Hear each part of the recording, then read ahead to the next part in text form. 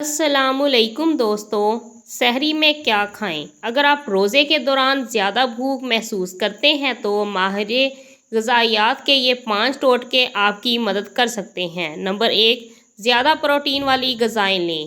Protein صحت کے معاملے میں ایک ایسا جزو ہے جو زیادہ دیر تک آپ کو سیر رکھتا ہے اور بھوک نہیں لگتی۔ پروٹین میں چربی کے مقابلے میں کیلوریز کم ہوتی ہیں، اس لیے نشاستہ دار غذا کے مقابلے میں ہضم ہونے میں زیادہ وقت لیتا ہے۔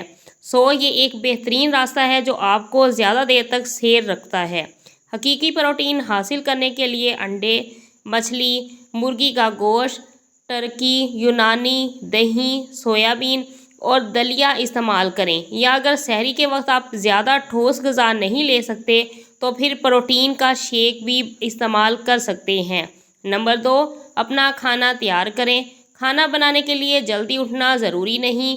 ایک رات قبل ہی انڈے ابال لیں، پھر صرف اس میں سحری کے پورے کھانے کا ٹوسٹ شامل کریں۔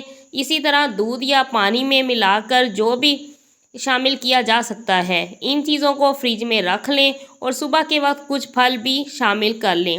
یہ سامان ایک سحری نہیں، پورے ہفتے کے لیے آپ پہلے سے تیار کر کے رکھ سکتے ہیں۔ یہی طریقہ آپ سموڈی باؤلز، مختلف پھلوں کا بلینڈ کے حوالے سے بھی اختیار کر سکتے ہیں اور رات سے ہی تیار کر سکتے ہیں۔ نمبر 3، نمی والی چیزوں کا استعمال۔ پانی کا زیادہ استعمال مفید ہے، تاہم کھانے کی ایسی چیزیں جو اپنے اندر صحت مند پانی رکھتی ہیں جیسے کھیرا، ٹماٹر، پالک اور سنترے وغیرہ بھی اپنی خوراک میں شامل کریں۔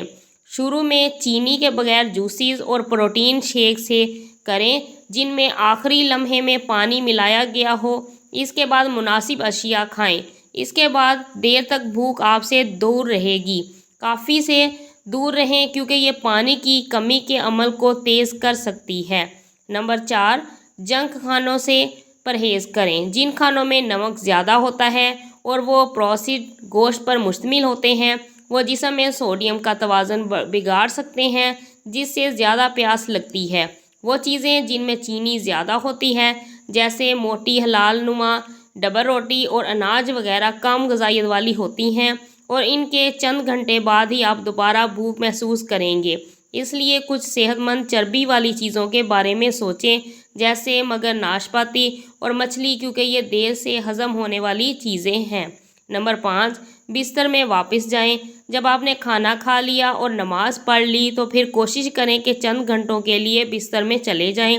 یہ آپ کے کام کی نوعیت اور لائف سٹائل پر منحصر ہے، لیکن کچھ مزید گھنٹوں کا آرام کیلوریز جلنے کے عمل کو کم کر سکتا ہے اور آپ کو آنے والے مشکل دن اور بھوک کے مقابلے میں تر و تازہ رکھ سکتا ہے۔